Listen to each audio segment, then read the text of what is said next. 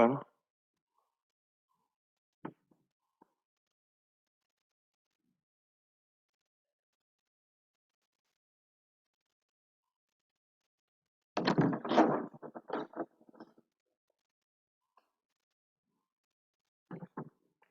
Comencemos. Primero que todo, buenos días a los que están aquí en la sala, los que están en la casa. ¿Nos escuchan bien? Hola, profe, sí. Escucha Sí, súper bien. Sí, bro. Sí, profe, se escucha súper bien. Excelente. Qué bueno. Ah.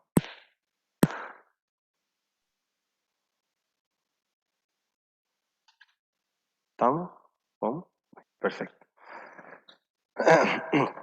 Entonces, miren, comencemos en lo que ya nos estamos metiendo de lleno en cómo uno debería utilizar los estados financieros. Nosotros habíamos dejado un par de noticias y una de las noticias decía que las 5 acciones que uno debería sumar a la cartera antes de que termine el proceso de vacunación en Chile. Primera pregunta que uno debería hacerse es ¿qué es una cartera? Normalmente cuando uno está hablando de inversiones, habla de una cartera de inversiones, o un portafolio, perdón, de inversiones. Eso implica que una persona no va a tener solo una acción, tiene varias acciones y tiene propiedad y tiene otras cosas, otro tipo de inversiones. Entonces, eso genera normalmente que las corredoras de bolsa, que los bancos de inversión, etcétera, abren generalmente de las carteras de inversión. Entonces, ¿por qué creen que uno debería invertir en Cencosud, Cencosud Shopping Center, Mallplaza, el Banco Santander y Embotelladora Andina?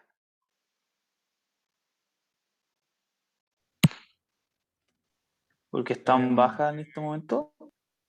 Claro, o sea, yo lo vería por dos lugares distintos. Uno es como un análisis más fundamental que tiene que ver con la reapertura del comercio y el retail. El otro tiene que ver con el análisis más técnico, que era el que salía del JP Morgan, que tiene que ver con ratio y números bien sólidos. ¿Cierto? Ahora sí. Sí, no, yo quería decir lo mismo, que básicamente con el fin, o bueno, lo que está haciendo la vacunación es que en algún momento se puedan hacer una reapertura del retail y por lo menos con Andina, porque al estar avanzando el proceso de vacunación, los más beneficiados también van a ser los restaurantes que están cerrados, tienen muy reducido su aforo, entonces Andina va a poder aumentar sus ventas y principalmente guiándose hacia los restaurantes que van a poder tener su reapertura y aumentar los aforos. Entonces van a subir sus valores y su acción. Excelente. Catalina, creo que tú habías levantado la mano. Yo sí había levantado la mano, pero era lo mismo que había dicho un compañero antes, que como mucha gente se va a vacunar ahora, lo más probable es que baje la tasa de contagio, entonces van a Ajá. repetirse. ¿Aló? ¿Me escucha? Sí, te escuchamos, te escuchamos. Van a reabrirse todos los comercios, entonces ahora la gente va a invertir y van a subir mucho más el patrimonio de la empresa. Tiene bastante sentido.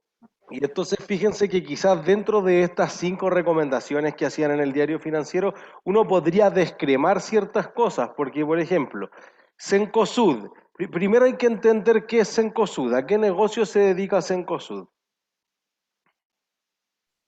A los A los distintos retail, Retail. de prenda, tecnología, también alimentos. Ya, pero denme marcas. Jumbo, Santa Isabel y Santa ahora Isabel. es París y París Express porque sacaron Johnson. Johnson, ya. ¿Qué más? Costanera Center. Ya. Por eso que Elise. al lado dice Cenco Shopping, es buen punto. Costanera Center, el Alto Las Condes, todos los portales que hasta el 2019 eran de Cencosud, ahora se separaron de la empresa y dice Cenco Shop. Entonces cuando uno ve Cenco Shopping es justamente la parte de arriendo y ahí el negocio es notablemente distinto al comprar y vender que tienen la otra empresa. Entonces ya, tenemos eso, pero todavía me falta la competencia del home center. Easy, listo. Ahí tenemos la mayor parte de los negocios. Banco París, que era una cosa bien chica, la tarjeta que está asociado con el Scotiabank, etcétera. Tiene otros negocios. Pero imagínense que Cencosud el 65% de sus ingresos proviene del supermercadismo, Jumbo y Santa Isabel. Entonces, ¿cómo le habrá ido a Cencosud 2020? ¿Mal? ¿Por qué? Bien. Le fue bien. Espera, se está hablando alguien. Que siento que muchas, al menos grandes Acércate empresas de un acá, poco más. sí, que siento que muchas de las grandes empresas de acá por lo menos no estaban tan preparadas para tener un aumento en lo que era en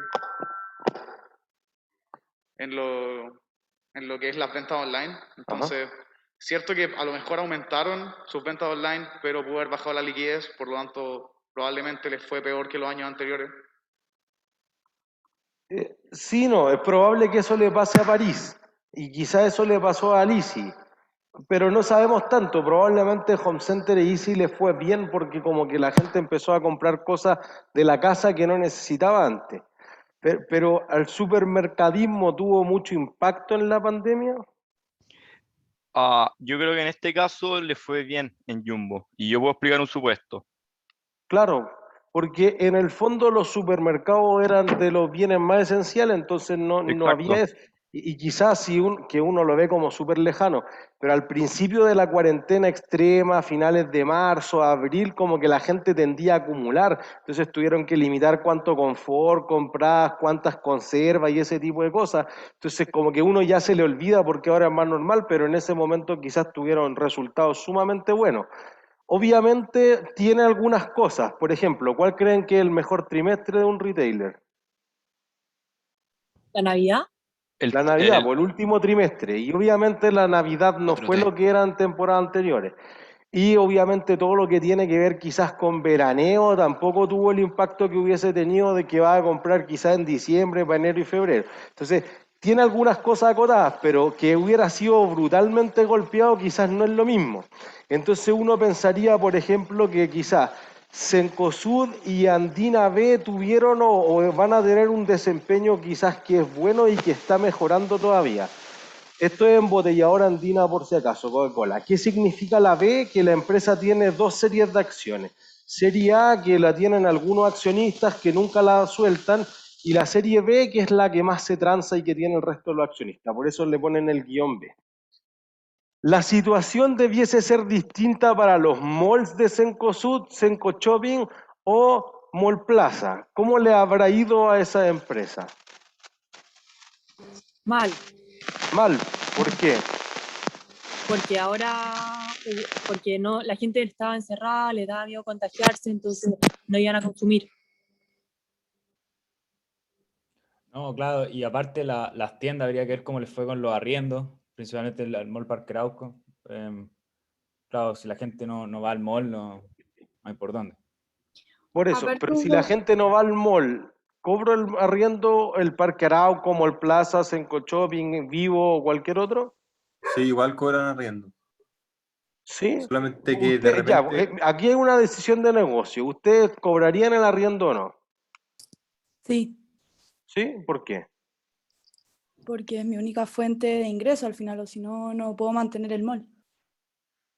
Ya, es un buen punto mantener el mall. Entonces, miren, vamos a ocupar los números reales porque ayer en el Magíster de Finanzas estábamos viendo justamente Mall Plaza. Vamos a tener aquí 2019, 2020. Se alcanza a ver. Entonces, los ingresos, les voy a dar un punto de partida. Los ingresos del año 2019 de Mall Plaza eran 300.000 millones de pesos. ¿Cuánto creen que ganaron de esos 300.000 millones de pesos?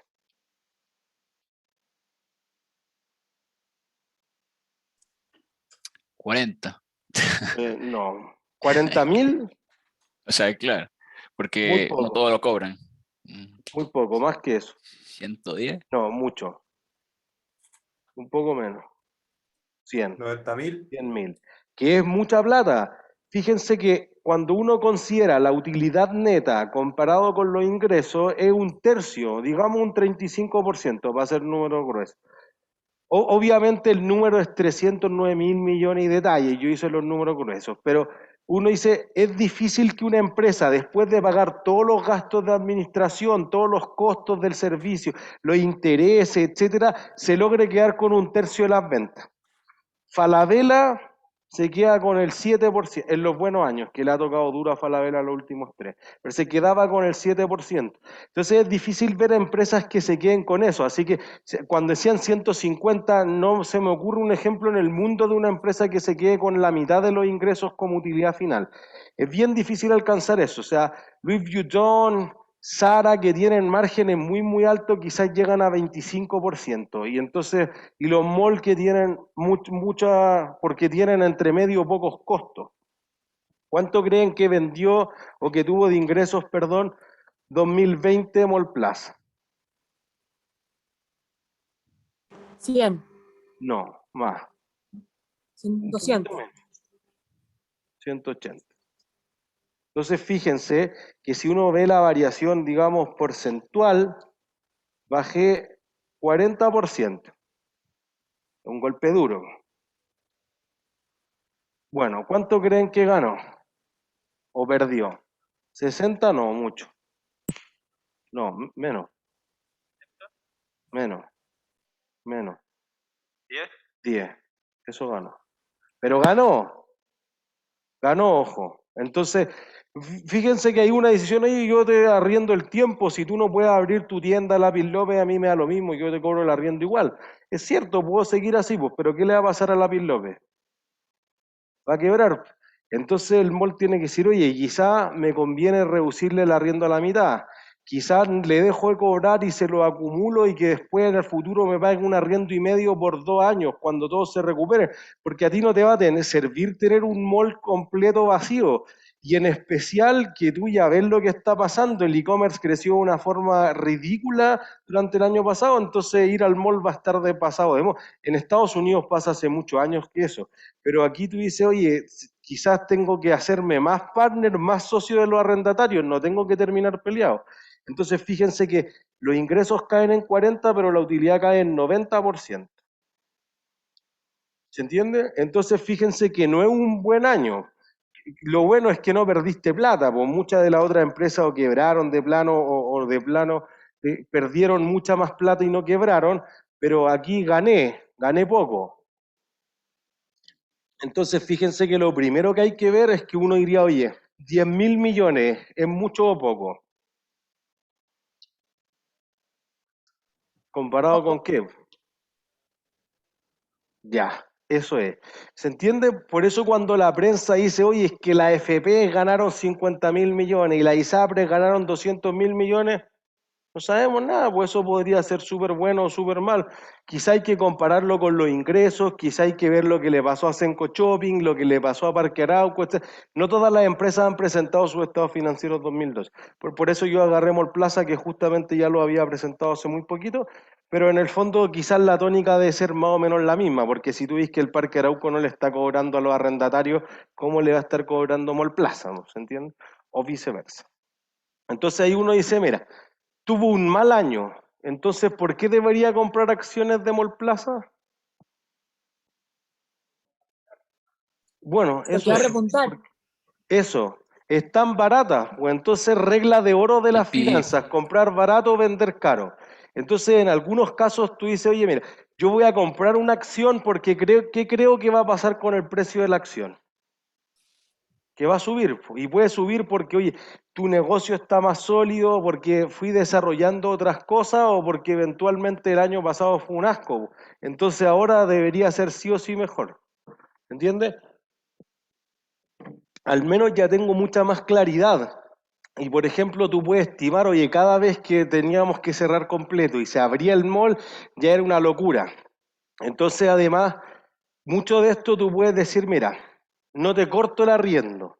¿Qué otra idea se le ocurre si el arrendatario tiene complicado pagarle al arrendador, que es Mall Plaza, pero no le puedo cobrar cero, pues, porque tengo costos de mantenimiento? ¿A quién? Alguna persona, no sé, como la misma empresa, alguien con e-commerce. Pero ¿cómo está caro poner una bodega en Kennedy? Sí, claro, pero tendría que botar todo. No es como que haya una planta libre, ¿se entiende? Por eso que tus bodegas nunca, y lo vamos a discutir mucho cuando veamos propiedad de inversión, pero tus bodegas no van a quedar en Vitacura ni en Las Condes. ¿Dónde tienen que quedar tus bodegas?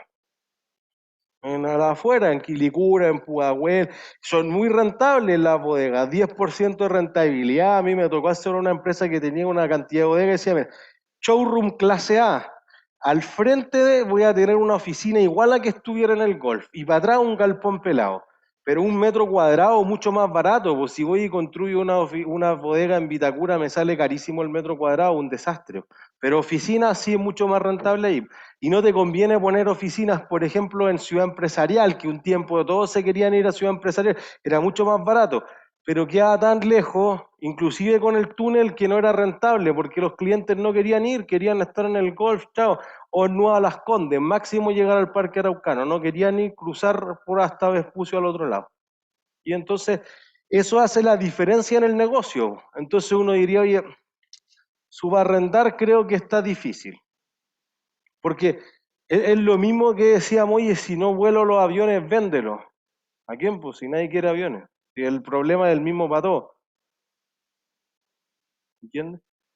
Porque además, ya lo subarriendo como bodega, pero en el futuro se los voy a quitar de vuelta el espacio, entonces no es como que alguien diga, oye, dame la bodega por 2 días, no pasa eso, tengo que desarrollar un negocio de 10, de 20 años.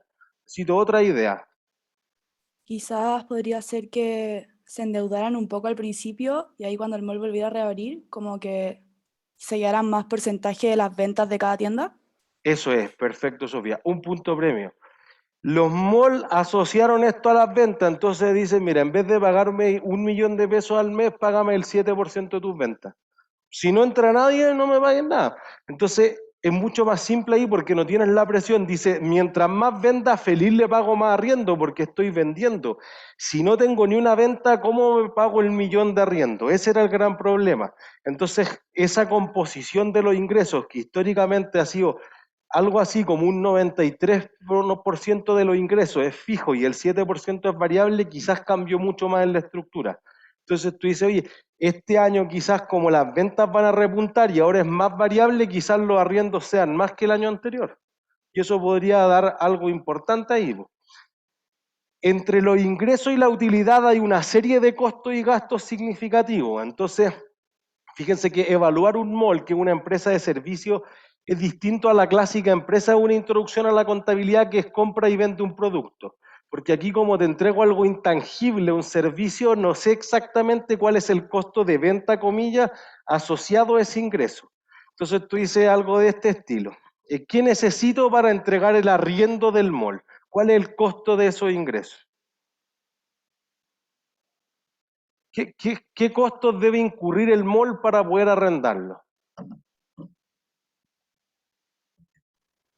El mantenimiento, la luz, el agua. Mantenimiento, servicios básicos. Contribuciones. Contribuciones, perfecto, el impuesto a las propiedades.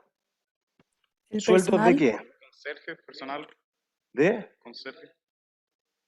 Ya de aseo, de seguridad, por ejemplo, y entonces esos costos son casi inevitables. Fíjense que esos costos acá eran algo así como 80.000 millones en 2019. Entonces le quedaba más o menos el 70-75% de los ingresos como margen bruto, digamos. Pero esos costos habrán sido más bajos o más altos el 2020. ¿Por qué? Se utilizaron básicamente porque no había gente en el mall. No tenían que gastar en personal tanto porque no había gente en el mall. Entonces no era necesario hacer tanto aseo todos los días. Y en general eso ya cubre casi la mitad de los que acabamos de decir. Entonces no sé si... Ya, pero los servicios básicos son pocos, o sea, nosotros mismos en la universidad hicimos ese análisis. Cuando al principio de la pandemia que nos íbamos online, no, es que hay que cobrar la mitad porque en realidad ya no necesitamos las instalaciones. Sí, la universidad no se deshizo del edificio, igual hay que mantenerlo, igual hay que pagar seguridad. Y mucho que estuvo súper bien hecho, no se debe vincular a las personas del aseo, etcétera, que quizás eran más vulnerables. Entonces, en realidad la universidad hizo el cálculo y dijo, sí, me ahorro los buses, me ahorro un poco del agua del baño, un poco de la luz, etc. Y eso era 300 millones al mes y con eso se le entregó al DAE para las becas tecnológicas, etcétera, todo ese tipo de cosas. Pero quizás no es el grueso. Por el contrario, pues tengo que contratar más o menos seguridad. ¿Más seguridad? ¿Por qué? Porque no hay nadie en el mall y es más fácil. Eso es. Eso es, o sea, es mucho más fácil robar una casa deshabitada que una habitada, pues en este caso tengo que tener más seguridad. Y además, fíjense que cuando el mall vuelve a abrir, si están abiertos, necesito más todavía, necesito gente que te tome la temperatura, que el alcohol gel, etcétera. Entonces, el costo de mantenimiento, si es que no fue el mismo, fue más. De hecho, este año fue 89.000 millones para Mall Plaza. Se llevó casi la mitad de los ingresos, que solamente se llevaba un cuarto de los ingresos del 2019, entonces la cifra aumentó y proporcionalmente es mucho más grande. El costo de limpieza es uno que subió mucho para todas las empresas, sanitizar, etcétera, además que ese es el costo, digamos, visible. Hay un costo invisible, pues si tengo que sanitizar el supermercado, cierro, tengo un costo de oportunidad, dejo de vender en ese horario, el Unimark le tomaba mucho tiempo hacer eso. Entonces, obviamente te subieron los costos, te bajaron los ingresos y eso te golpeó el 90% de la utilidad. Entonces el próximo año ya no tengo que estar innovando, ya tengo la dinámica de cuánta gente necesito, de la mascarilla, el alcohol gel, de la temperatura, etcétera, y es probable que tus ingresos se recuperen. Entonces quizás la empresa está en el piso y justamente ahí es donde hay que comprarla, pues cuando está más mal. ¿Se entiende? Entonces eso debe ser replicable para Cencosud Shopping Center, para Mall Plaza y quizás Parque Arauco, que había sido algo menos golpeado. ¿Por qué debería comprarla el Santander? O sea, porque actualmente su PI es bueno, es de 18, algo, y también con el análisis que hizo trimestral de un ROE, o sea, el retorno sobre el capital queda de un 23%.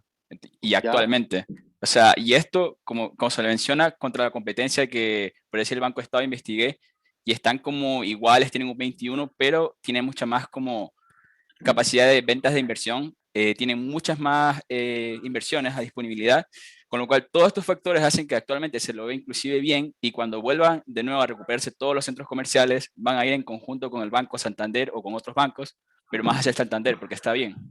Entonces todos estos factores hacen que comprar una acción ahora sea muy bueno, porque después va a tener un ROE más alto, un retorno sobre capital y eso.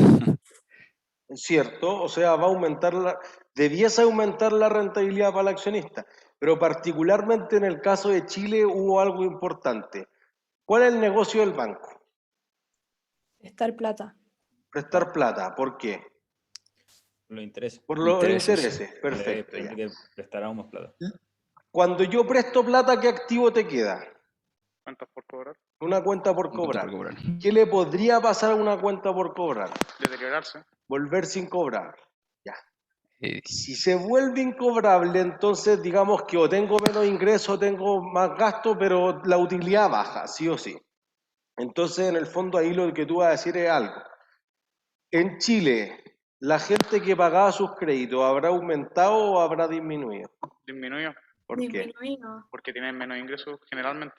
No, pues entonces debió haber No, aumentado. O sea, pero pagaron, lo que voy es la pagaron que paga más. sus créditos, Con la en el FP. sentido de- Alfonso, Con la espera, FP. no, Helen, termina la idea. pero la gente que paga sus créditos, es decir, Sí. si yo pedí un crédito, lo estoy pagando de nuevo. O sea, lo estoy... Hay un cálculo que se hizo que es la morosidad. ¿Cuánta gente en el fondo es como las cuentas que voy a castigar? La gente que ya ni siquiera trata de arreglar el crédito, ya no te va a Debe pagar. haber aumentado. Eso. Los no pagadores, digamos. Sí, los morosos, por eso. Los morosos. ¿Aumentó o disminuyó? Aumentó. ¿Por qué? Porque están recibiendo menos ingresos, por lo tanto tienen menos posibilidades de pagar el crédito que habían pedido. Están recibiendo menos ingresos salariales. Claro. Ojo. Por lo tanto pueden estar pidiendo más préstamos. Pero tenemos que pensar afuera de eso. AFP. Y el Perdón, profesor, y el retiro del falló por 10% ayudó a pagar las deudas. Cierto. Eso es. Sabía. Es que El retiro del 10, del 20 o del 30% ayudó a las personas a pagar eso. Porque muchos decían, oye, mira, el banco me está cobrando 25% en un crédito de consumo y tengo un fondo que sube 5% por año. Me conviene entonces sacrificar el 5 y ahorrarme el 25%. Y muchos ocuparon el 10% para pagar deudas que tenían con los bancos. Así que la tasa de morosidad disminuyó durante el 2020. Obviamente eso quizás no es sostenible en el tiempo, debiese haber otras cosas. En la otra sección, por ejemplo, comentaban que se está haciendo la competencia Transbank Santander. Entonces, y herramientas sobre todo que vayan en fintech, en las finanzas tecnológicas, que por ejemplo Cumplo.cl lo está haciendo muy bien en factorización de cuentas, o las criptomonedas, o desarrollo de contratos que tengan la tecnología del blockchain, etcétera, que vayan a optimizar esto debiese ser alguno de los factores que uno quiere ver. Particularmente los bancos el año pasado, las acciones en marzo bajaban 50%. Entonces, claro, uno dice, oye, tengo dos opciones, que siga bajando o que repunte, pues, y si hay un negocio que es como sostenible en el tiempo son los bancos. Profesor, Pero ¿me la puede explicar gente algo siempre va a breve? necesitar del banco. José, perdón. Hola, oiga, ¿me puede explicar por qué la empresa o los bancos, las acciones aumentan o bajan? No entiendo ese concepto. Nunca lo entendió. Porque ganan más o menos, o sea, depende de millones de factores, necesitamos llegar a finanzas 2 para eso. Pero Ya, digamos que perfecto. ganan o pierden plata. Si pierden plata, entonces los inversionistas no quieren tener eso. Entonces venden, exceso de oferta. ¿Qué pasa cuando hay exceso de oferta con los precios? Bajan los precios. Bajan.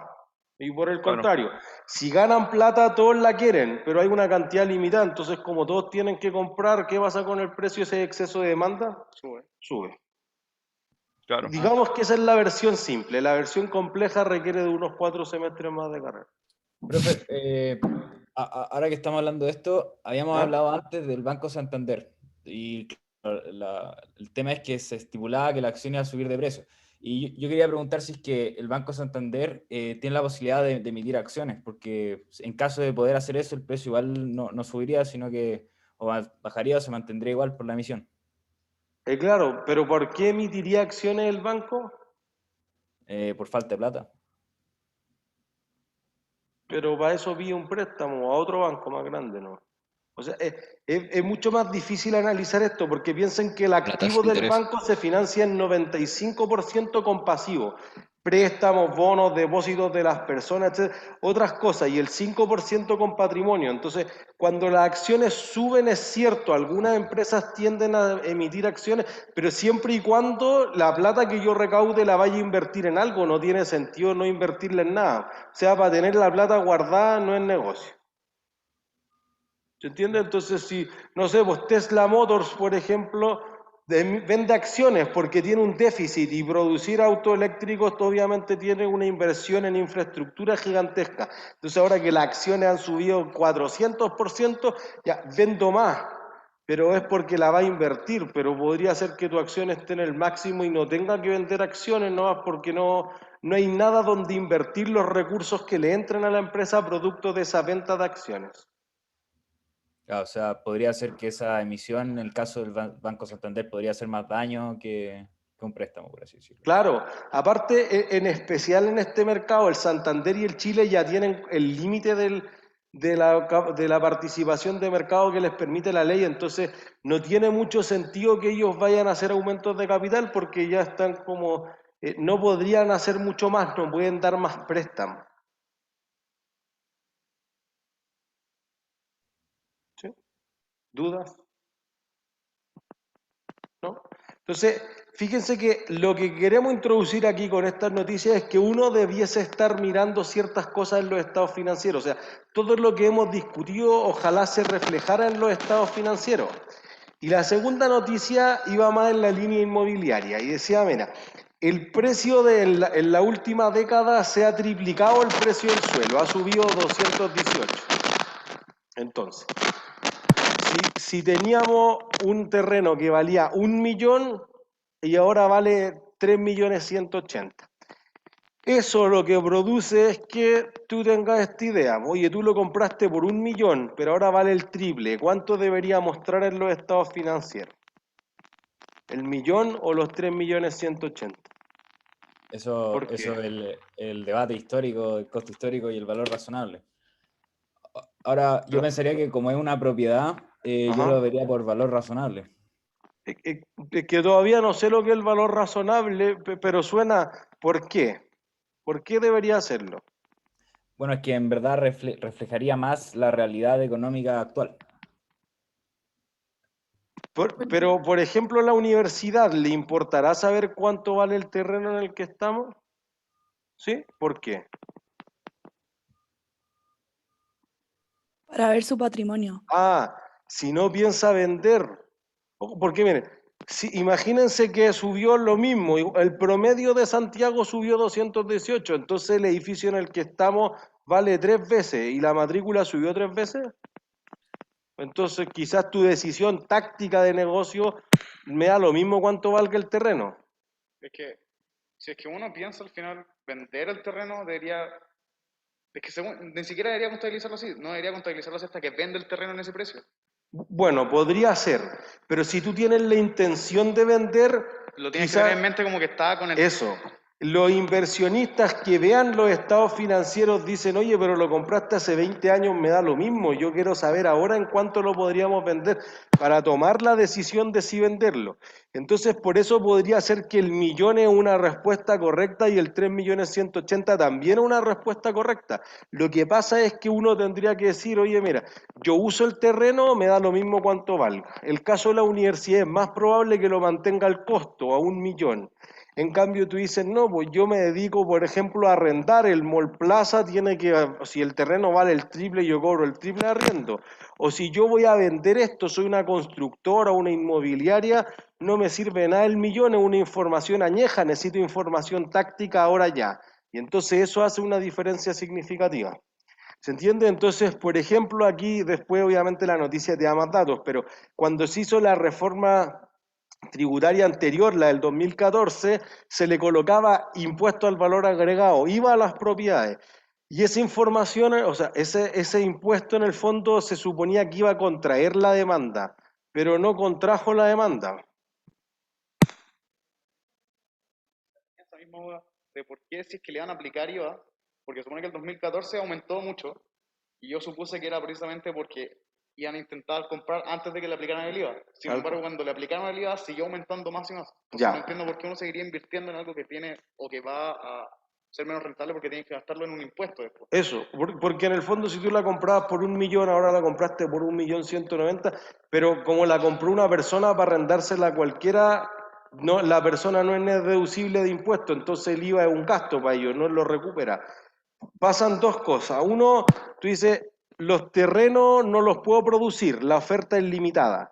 Entonces eso hace que tú digas, no puedo ir a otra parte, sí o sí tengo que tener, hay 10 y hay 10 y no puedo tener 20 ni 50. Y entonces hay más demanda por terreno, por el crecimiento demográfico, pero especialmente, ¿qué crecimiento demográfico hemos tenido mucho en los últimos años? Inmigración. Extranjero. Entonces quizás, por ejemplo, uno dice, oye, tradicionalmente Vitacura, Las Condes, Providencia tenían alta plusvalía, que se refiere al aumento del valor del terreno, pero San Miguel lo supera por mucho. Estación Central, Quinta Normal, quizás comunas como menos tradicionales de la inversión inmobiliaria se han vuelto harto más rentables por esa razón.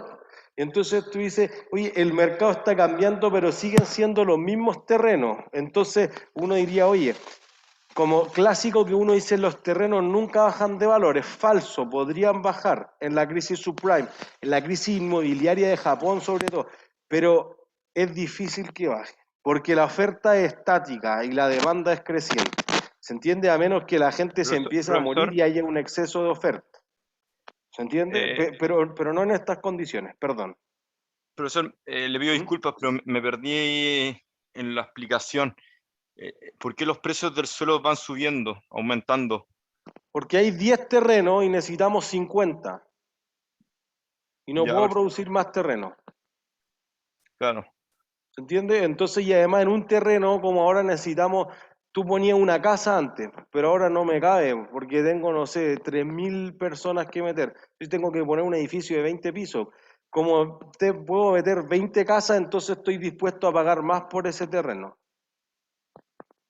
¿Entiendes? Es más rentable. Entonces, si antes yo ofrecía, pero no invento el número, si yo ofrecía en San Miguel, por ejemplo, 20 unidades de fomento por metro cuadrado, hoy estoy ofreciendo 68. Por solamente el terreno, y después construir. Entonces, es de los que más había crecido en todo Santiago. Entonces, por ejemplo, las viñas sobre todo, Viñas, por ejemplo, aquí cerca, Cauciño, Macul, no es rentable tener la viña aquí, me la llevo camino a Rancagua, mismas condiciones climáticas, pero ahora puedo construir un mall, puedo hacer casas, condominios, etcétera, que es mucho más rentable.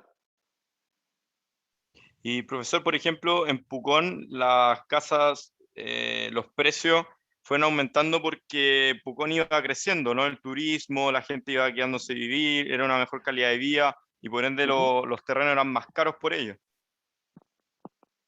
Sí, claro, por efecto de demanda. Perfecto. Y eso hace que al final aumente el precio del suelo. Tal cual. Eso es. Porque los pocos terrenos que quedan sin edificar son muy demandados. Pues hay 500 constructoras que quieren 10 terrenos. Se lo van a pelear a precios más altos. ¿Entiendes? Entonces, fíjense que alguien podría querer tenerlo al costo y alguien tenerlo al valor razonable. Y justamente esa es la idea esencial de la clase hoy día. Que en el fondo uno entendiera que podría ser en algunos casos que el valor razonable es lo que tiene sentido y en otros casos el costo. Entonces, al final de la clase debiésemos ser capaces de hacer tres cosas. Acordarse del marco conceptual, que es para el control del jueves, así que ojalá ya lo estuviesen leyendo. Analizar qué es y qué están mirando los inversionistas en los estados financieros y que quizás la discusión entre que el costo y el valor razonable, y yo solo miro A, yo solo miro B, quizás no es tan relevante. Quizás el costo y el valor razonable son mucho más parecidos de lo que uno pensara. De lo que uno pensaría. Y no veo mi point. Profesor, estos no son obligatorios, pero sí suman décimas para los controles que sí son verdaderos, que vienen después. Sí. Y los Sí, controles claro. verdaderos no tienen todavía fecha, solo saben que es hasta la materia tanto. O sea, yo creo que sí tienen fecha. La semana de la prueba 1, la semana de la prueba 2 y la última semana de clase. Yo creo que los colocamos en el metacurso del jueves pasado. Ya, perfecto, perfecto, gracias. ¿No hay de qué? Entonces, fíjense. Creo que tengo una duda con respecto a lo de las lecturas del control. Ajá. Es que puso que eran 3 lecturas las que puso y abajo donde están en metacurso hay como 6, creo. No, pero mire, en la sección de nuestro curso que se llama Costo y el Valor Razonable, es cortito. El marco conceptual es el resumen técnico, son como 3 páginas, y está el discurso del presidente del ISV que emite la IFRS. Esas 2 cosas, y el discurso de tener como unas 7 páginas, una cosa así. Profe. Después, perdón, desde el siguiente control, que es propiedades, planta y equipo, ya son los capítulos de mi libro, que están todos abajo. Ah, ya. ¿Ah? Ya. Gracias, profe. Perdón, alguien iba a preguntar otra cosa. Yo. No el marco conceptual completo, ¿no es cierto? No, solo el resumen. No, muy latera esa cuestión, chava, el resumen, para entender lo esencial, ¿no? Y la NIC 1 que tienen como 40 páginas ahí tampoco, entonces. No, pues el resumen técnico, yo subí el resumen, ¿no? Es que en la página de web cursos de nosotros, del curso como tal, está el resumen, pero si uno se va a la del control, profe, salen lecturas muy grandes. Entonces por eso surgía la duda. No, el resumen, que lata leerla ninguno entera. Ya, profe, gracias. No hay de qué. ¿Alguien preguntaba otra cosa, no? Creo que se quedó algo en el tintero. ¿No? Ya, perfecto. Entonces, miren, Metrogas, ¿qué pasó? Y ojalá cuando lleguemos al final de propiedades, planta y equipos podamos revisar el caso en extenso que yo estoy escribiendo. La CNE se agarró con Metrogas. Le dijo, mira, ustedes tienen por ley una rentabilidad máxima que obtener, porque en el fondo, ¿cuál es la competencia de Metrogas? No tiene, ya. Entonces, podría ser por balón, es cierto, podría ser Gasco, podría ser Lipigas, podría ser otra cosa, pero por cañería no tiene, monopolio natural. Entonces, es lo más eficiente, como cuando uno habla en economía, tener un monopolio natural, pero tiene que ser regulado. La ley dice tú puedes ganar 11%, entonces si tú pusiste 1000 de inversión, te tienes que ganar 110. La Comisión Nacional de Energía, la CNE, generalmente chequea esa rentabilidad y Gasco se había pasado mucho de esa rentabilidad. Entonces, digamos que ganó 1.500, ganó el 15%. Entonces, perdón, 150 de los 1.000, 15%. Entonces, tú dices, no, es que esto fue el argumento de Metrogas.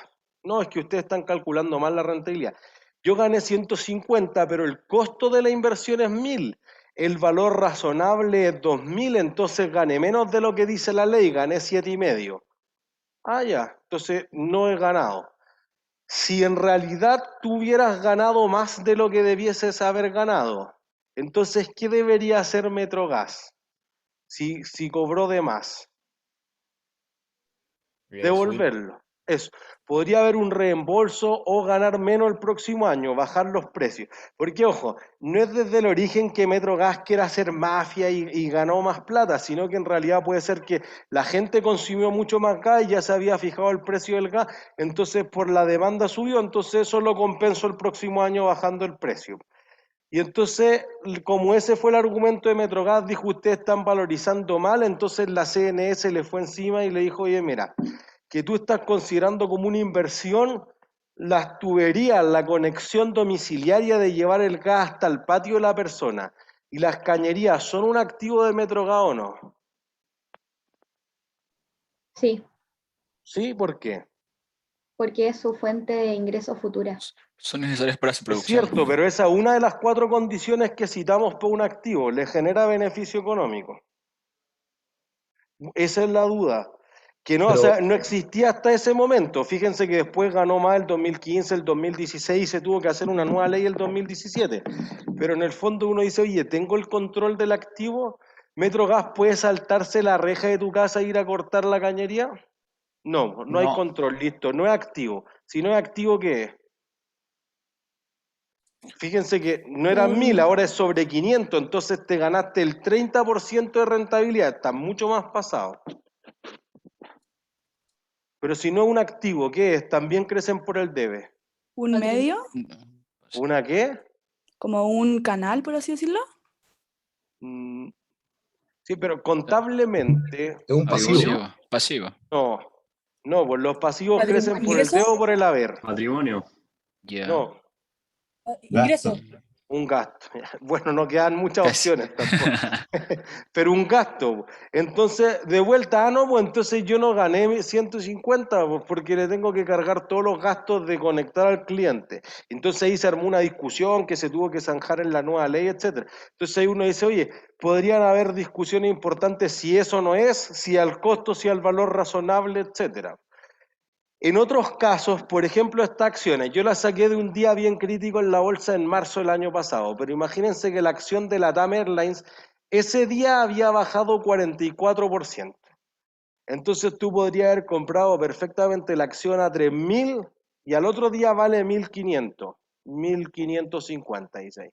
O la Polar, que bajaba 39% en un día. Entonces tú dices, quizás cuando tú tienes acciones, el costo al que la compraste no te importa. Te importa el precio al que la podrías vender ahora, porque la acción se mueve mucho más. El valor de la silla probablemente no haya cambiado entre ayer y hoy. El valor de la acción sí puede haber cambiado significativamente. Entonces, dependiendo de la clase de activos que uno tenga, es posible que la empresa tenga que hacer esa diferencia entre escoger el costo o el valor razonable. Fundamentalmente para hacer comparaciones. Cuando uno dice, oye, es que Mallplaza es mejor o peor que el Parque Arauco, debería invertir en Senco Shopping, etcétera, eso podría ser una diferencia. Entonces tú quieres mirar, por ejemplo, ¿cuántas son las utilidades comparadas con la inversión que tú realizaste? Eficiencia. ¿Se entiende? O tú podrías decir, mira, yo compré la silla en 50, llamé a un tasador de silla y ahora vale 80. Me gané 30.000 pesos. Con esos 30.000 pesos, ¿puedo pagar dividendo o no? No. Depende de qué. No voy a pagar dividendo. ¿Por qué no? Porque es como plata que al final como que no existe, como que la ganaste, pero es porque ahora hay como que creció la plata, pero la silla sigue ahí, como que la silla no te va a dar plata. ¿Pero cuándo voy a ganar plata? Cuando la venda. Eso es. E inclusive la podría vender y aún así no cobrar. Entonces lo que queremos mostrar es que hay una idea del costo y el valor razonable y hay una discusión histórica de que uno, el otro, pero en el fondo eso no es un flujo de caja, eso no produce que yo pueda pagarle más dividendo a los accionistas y por eso contablemente debiese ser tratado de otra forma, porque en el fondo uno podría decir, oye, mira, vamos a ocupar la ecuación contable clásica, ¿no? Activo igual a pasivo más patrimonio.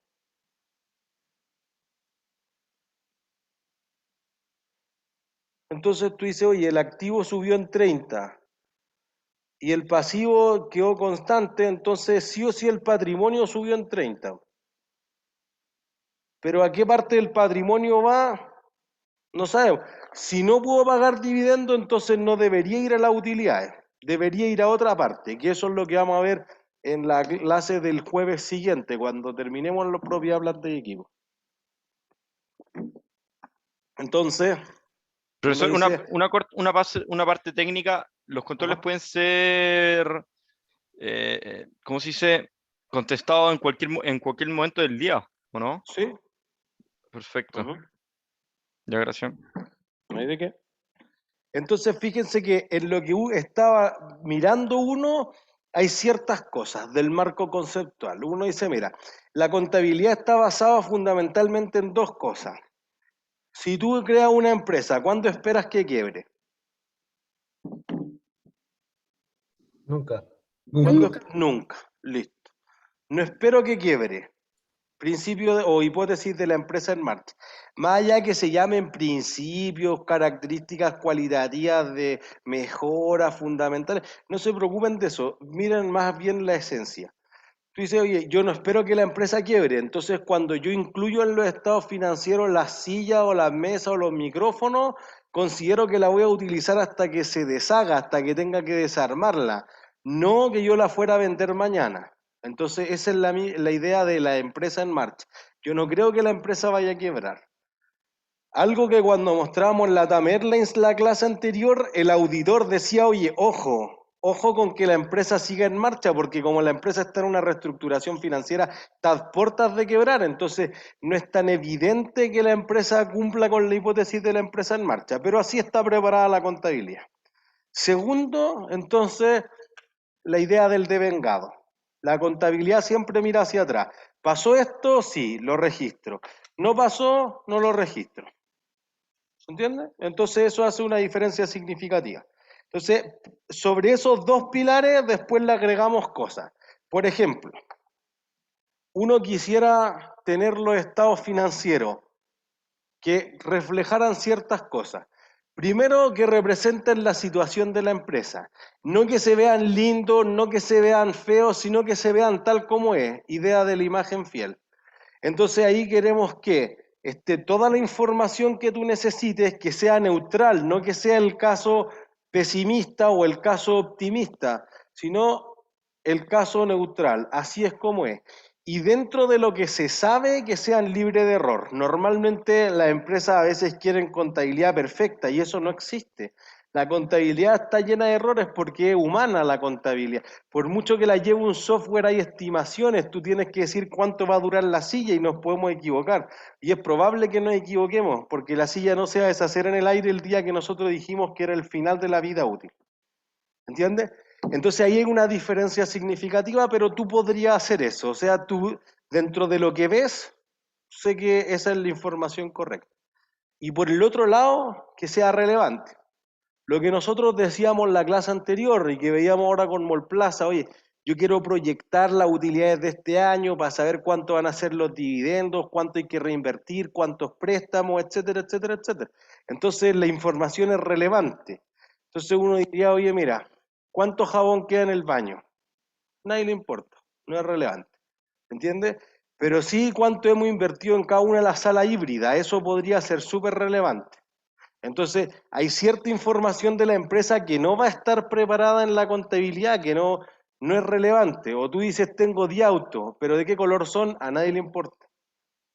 ¿Se entiende? Entonces hay información que es relevante. Podría poner más información, pero eso va a entorpecer. Entonces, uno dice ya, principio, eso es lo primero sobre lo que tengo que partir, y esto es fundamental, que la información sea relevante y que represente la imagen fiel del negocio. Y después entonces vamos a tener algunas cosas que mejoran esos estados financieros. Entonces, Tú cierras el año el 31 de diciembre. ¿Qué día te gustaría tener los estados financieros? Tú cierras tu estado, tu resultado o tus operaciones el 31 de diciembre. ¿Qué día te gustaría, perdón, ver los estados financieros? Lo antes posible, ¿no? El 2 de enero. ¿Se entiende? Ya, idea de oportunidad. Lo antes posible, pues, porque si nos está yendo mal, queremos tomar decisión al tiro, y si nos está yendo bien, que nos paguen dividendo y nos vayamos de vacaciones. ¿Se entiende?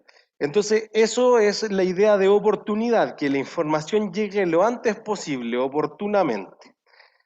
Si no es de esa línea, entonces uno dice, oye, mira, yo les mostré 2019 y 2020, pero si yo les digo a secas, Mallplaza ganó 10.000 millones, ¿eso es bueno o eso es malo? Depende, porque no sabemos cómo fue el año anterior. Compararlo con los demás. Compararlo. Idea de comparabilidad. Por eso los estados financieros se presentan al menos de 2 años. La primera vez que usan IFRS se presentan 3 años. Porque tengo que compararlo, y algunas empresas dicen, oye, y el Parque Arauco ganó esto, y Senco Shopping ganó esto, y listo, y comparan con la industria. Eso es lo que las personas hacen y que la empresa hace. Entonces, que la empresa tenga comparabilidad. Que cuando yo digo, oye, llamé a un tasador experto y dijo que el Plaza Vespucio valía X, ¿cuál es el tasador experto? ¿Cuáles son las credenciales? ¿Qué metodología utilizó? Etcétera. La idea de verificabilidad. Tú puedes replicar los cálculos que yo hice ahí y deberían llegar a algo cercano. No es que si yo hago lo mismo y llego a 80.000 y tú me dijiste 10.000. ¿Se entiende? Entonces eso mejora la información financiera. La empresa no está obligada, pero mejora la información. Y que sea comprensible. Que sea comprensible. Generalmente uno dice lo siguiente. Otros activos no financieros no corrientes. ¿Qué es eso? No tenemos idea, ni yo sé. Entonces lo que ocurre normalmente ahí es que tú podrías empezar a explicar, mira, todas las propiedades, planta, equipo son activos que utilizamos para esto, etcétera, que los clasificamos durante este tiempo, que ocupamos esta metodología de valorización, que estimamos la vida útil así, que hacemos un test de deterioro al final. Tiene que explicar. Si no, yo pongo ingresos y no tengo idea qué son los ingresos. Por ejemplo, equipos de fútbol. ¿Cómo le habrá ido a los equipos de fútbol el año 2020? Depende de qué. Mal. O sea, se atrasaron los campeonatos y también así mismo perdieron ventas por entrada. O sea, bueno, perdón. Creo que hay que reenfocar la pregunta, porque podrían haber estado a punto de irse a segunda edición y eso parece mal. ¿Cómo le habrá ido financieramente a los equipos de fútbol chileno del 2020? Mal. Mal, ¿por qué? Mal. Porque no podían llevar gente al estadio. Ya, no tienen venta de entradas. Pero hay otros tipos de ingresos que también le pueden... Ya, ¿qué otros tipos de ingresos? Los premios. Publicidad. Bueno, pero ganaron pocas cosas. Publicidad y el porcentaje de pago de la televisión que lo transmite. Ya, derechos de TV, 1, ¿qué más? Auspiciadores. Auspicio, ¿qué más? Piensen que el premio es casi nada, porque el premio se reparte entre los jugadores, entonces que lleva a la empresa en realidad es virtualmente nada. La venta de jugadores.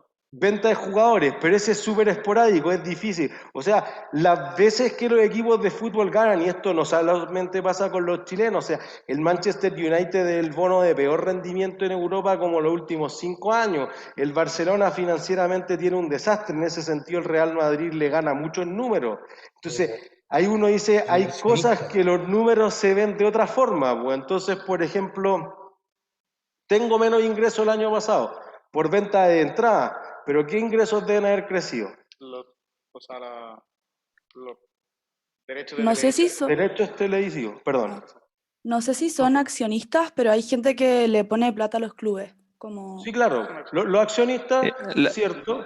La apuesta. Pero las apuestas no gana nada el club. Ojo, por eso no son ingresos, están asociados al club, seguro que sí. Pero en el fondo, como no puedo ir a verlo al estadio, entonces contrato el CDF. Estamos simplificando la situación. Y fíjense que para Azul Azul, por ejemplo, para la U, el 2020 fue excelente. En todos los trimestres ganó plata y el 2019 en todos los trimestres perdió plata. Porque salgo hacia atrás arrendando el estadio. Hacer el partido es un desastre, pues entonces quizás el futuro es jugarlo sin personas en los partidos, pues es mucho más rentable. Entonces tú dices, oye, pero es que tus ingresos, ¿qué son? Múltiples cosas. Comprensibilidad, tendría que poner los auspicios, los derechos de TV, el merchandising, la venta de jugadores, los premios, si es que hubiera el borderó, que es la venta de los tickets en cancha, etc. Entonces, ¿qué hay dentro de ese ítem? Idea de comprensibilidad. ¿Se entiende? Y entonces ahí lo que uno dice, oye, mira, uno podría ir en la línea del costo. Acá está. Oye, es que yo creo que aquí deberíamos ocupar un criterio más conservador, que es normalmente lo que se habla del costo. Otros podrían decir, mira, vamos a ir en la línea del valor razonable y entonces tendríamos que tener fundamentalmente dentro del valor razonable algunos criterios para calcularlo. Pero yo digo, mira, lo mismo que hacíamos con la silla. Yo creo que la silla vale 50, ustedes creen que vale 80, la revalorizamos. ¿Cuánta plata le entra a la empresa? Nada. ¿No? Entonces, eso es la esencia. Fíjense que el flujo de caja no es una opinión, es un hecho. Si tú me dices que vale 50, 80, 200, 500, es una opinión, pero siempre va a haber en la cuenta corriente la misma caja hasta que venda la silla. Entonces, fíjense que la discusión entre el costo y el valor razonable quizás ha sido exagerada, por decirlo de alguna forma, y en la lectura ustedes lo van a tener mucho más claro. Y esencialmente porque a veces se dice, oye, es que si yo voy actualizando esto en el tiempo, suaviza. Como por ejemplo que se te fue acabando la silla mucho más rápido de lo que pensábamos. O la aerolínea, oye, dado que no utilizaron los aviones por mucho tiempo, yo digo, no, es que está parado, entonces no se deprecia. Claro, tengo 100 millones de dólares, y digo, ¿sabes qué? Ahora es inutilizable, vale cero, voy a caer de 100 a cero. Si tú lo fuiste actualizando y dices, vale 80, vale 60, vale 40, vale 20, es mucho más suave en el tiempo. Entonces, como que el argumento en contra del valor razonable es que si tú mides esto, sube, baja, mete ruido, mete volatilidad al estado de resultados, no es totalmente cierto. Y entonces, por eso que los conceptos del costo histórico, como el costo al que lo compré, lo que se depreció, si hubiese deterioro, y llegar al valor residual, se ha pensado históricamente que va en otra línea de lo que es el valor corriente, el valor razonable, sea lo que sea eso, y vamos a discutir más al principio de la próxima clase, o el valor de cumplimiento, cuánto me costaría si yo prometí pagar pensión en los próximos 20 años, o desmantelar esta central hidroeléctrica en 40 años más, o el costo corriente, yo voy a ir a comprar otra silla igual a esa, pero ahora, no hace 4 años cuando las compramos. ¿Cuánto vale eso? Y entonces fíjense que tenemos costo depreciado, valor realizable neto, valor recuperable, valor razonable, fair value, too much. Tenemos muchos conceptos. Pensemos en cosas simples. Uno es el costo al que lo compré originalmente y que quizás sigue una línea que no es estratégico para ti el cuánto vale ahora. Y otro es el valor razonable, y vamos a dar cómo calcular el valor razonable, etcétera. Para ti es una decisión importante de negocio saber cuánto vale ahora porque influye en tu ingreso o en tus costos fundamentalmente. ¿Sí? ¿Dudas?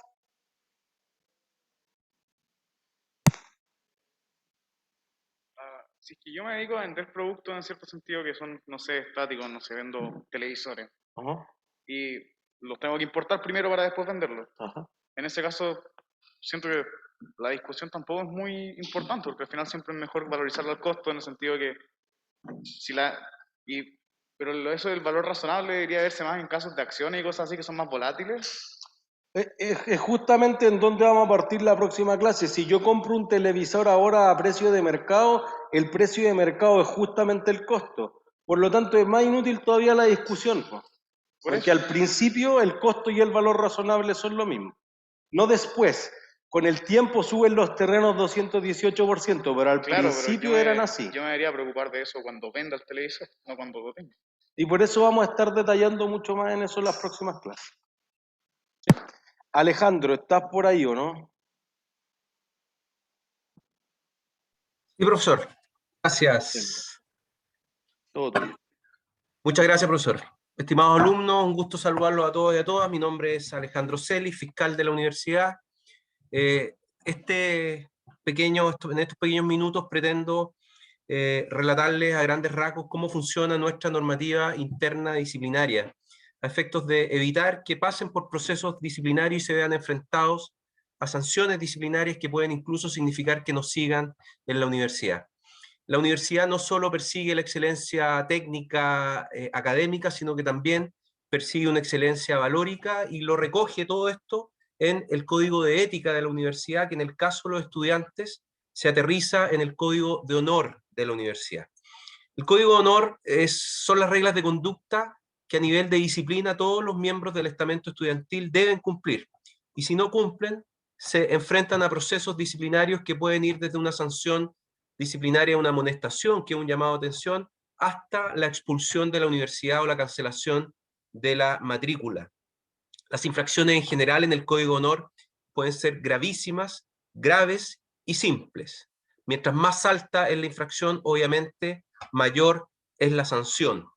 Una vez que yo creo que durante el curso de la tarde vamos a despachar al profesor Martínez tutoriales del Código de Honor y del protocolo de acoso, que también es una normativa importante dentro de nuestra universidad para efecto que ustedes tengan conocimiento de las reglas del juego a nivel disciplinario dentro de la universidad y que no tienen que ver con temas académicos, sino que con temas de orden valórico disciplinario.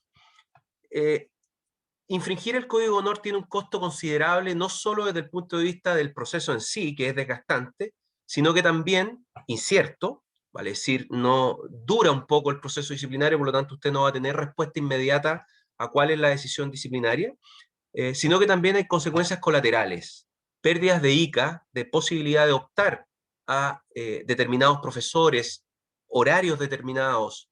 Si usted quiere tener intercambio estudiantil el día de mañana, sepa que infringir el Código de Honor le va a impedir postular a un intercambio estudiantil o a postular una ayudantía o a optar un cargo de representación estudiantil.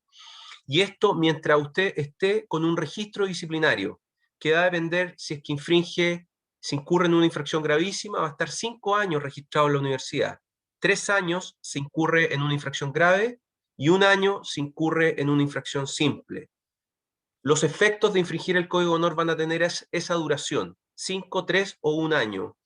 Y eventualmente, si usted comete una nueva infracción mientras está vigente el registro, se transforma en un reincidente y probablemente no siga en la universidad, porque la reincidencia es una agravante que puede significar incluso, en el peor de los escenarios, obviamente, la expulsión de la universidad, y en el mejor de los escenarios, su suspensión de la universidad fuera mínimo un semestre. Es decir, puede no poder optar ni registrar ramos, ni nada, ni asistir a la universidad por un periodo de un semestre. Así que los invito a cumplir con nuestra normativa ética valórica, que como universidad tenemos el imperativo de exigir que se cumpla. Y nuestro papel, en este caso mío como fiscal de la universidad, es velar porque esta normativa se cumpla y llevar a una orgánica, que es la Comisión de Honor, a todos los estudiantes que no respeten el Código de Honor de la universidad. Obviamente respetando el debido proceso. Aquí no se trata de imponer sanciones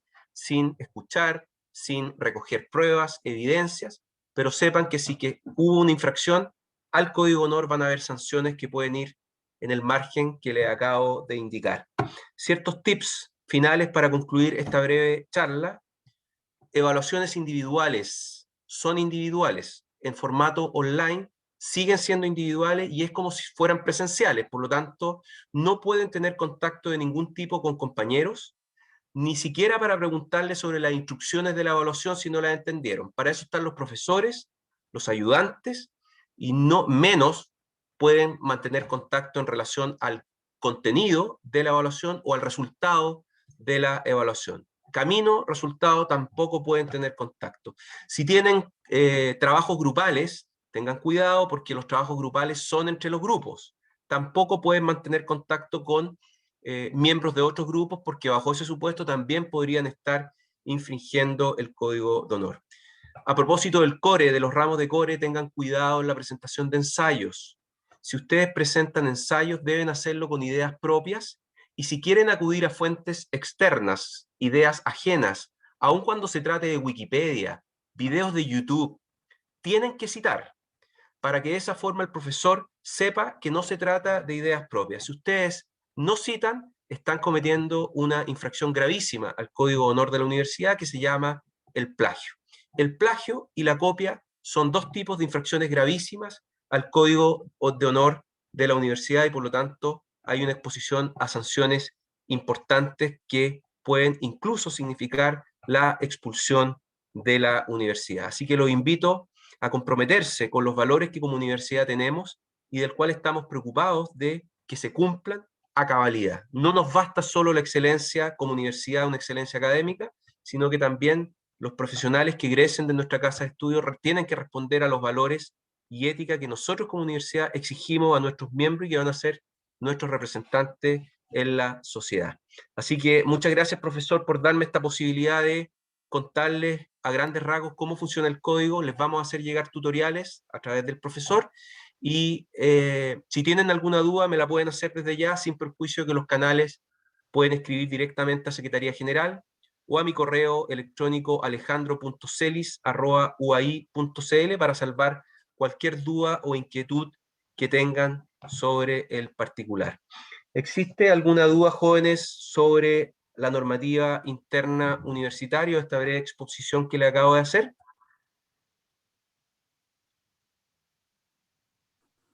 Todo ok. Todo profe. ok. Todo bien.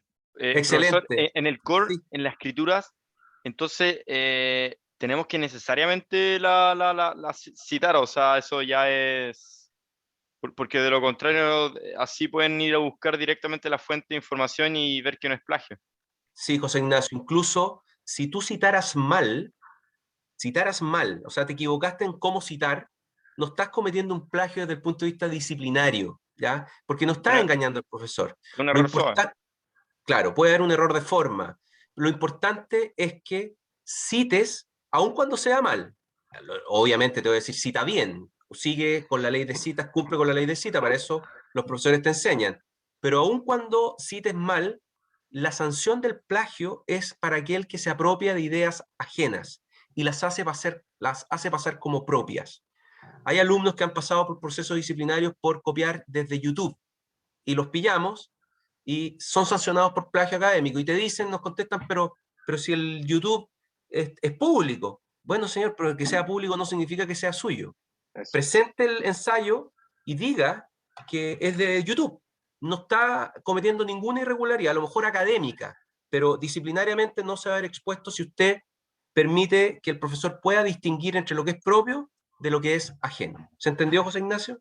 Se entendió perfecto. Gracias, Excelente. profesor fiscal. Excelente. Yo Igual los tengo invito, una jóvenes... duda con ¿Sí? con el tema de la cita. Que puede ser que a mí se me ocurra un punto muy parecido a uno que se le haya ocurrido a otra persona y que lo haya publicado antes, y puede ser que yo no haya accedido a esa información y que lo descubrí por mis propios medios. Ahí, ¿cuál es la posición de la universidad? Sí, la regla es que va a haber una investigación y si tú logras convencer y logras convencer tanto al fiscal o a la Secretaría General en su caso y a la Comisión de Honor que usaste herramientas propias que terminaron en una presentación de idea que es propia, no hay plagio, aun cuando coincida con la información de un trabajo o fuente externa. Pero eso va a ser objeto de una investigación. Entonces, yo te invito, frente a la duda, ten claridad que frente a la duda nosotros nos inclinamos por el estudiante. O sea, tenemos que tener la convicción de que el estudiante cometió o incurrió en una situación de plagio para poder sancionarlo. Si tiene una explicación racional, como aquella que acabas de decir, no va a haber inconveniente. Ahora, si el 90% de tu trabajo coincide con otro trabajo, probablemente no tengas una muy buena explicación diciendo que se te ocurrió el 90% de la misma forma como se le ocurrió al autor de la fuente externa. ¿Se entendió? Sí, claro.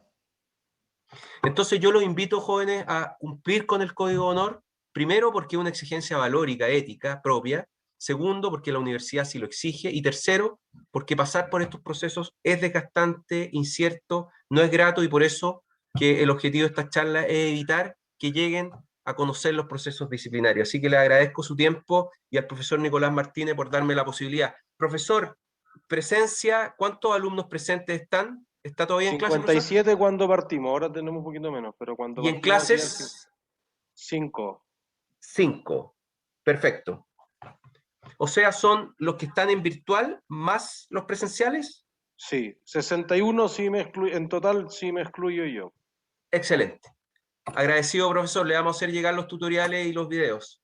Listo, muchas gracias. Que les Ha vaya sido muy todo por bien. hoy. Muchas gracias, Que alumnos. estén Que bien. estén muy bien. Chao, chao. Chao, chao. Chao, profe. Esté bien. Chao, igual. Chao. Chao, profesor, gracias. Chao, profe. Chao, gracias. Chao, a profe. ustedes. Gracias. Chao, gracias. Chao, chao, gracias. Chao, gracias. Gracias. Profesor. Gracias, profe. Chao, profe. Profe, al descargar el PDF arroja error para abrirlo, por si puede.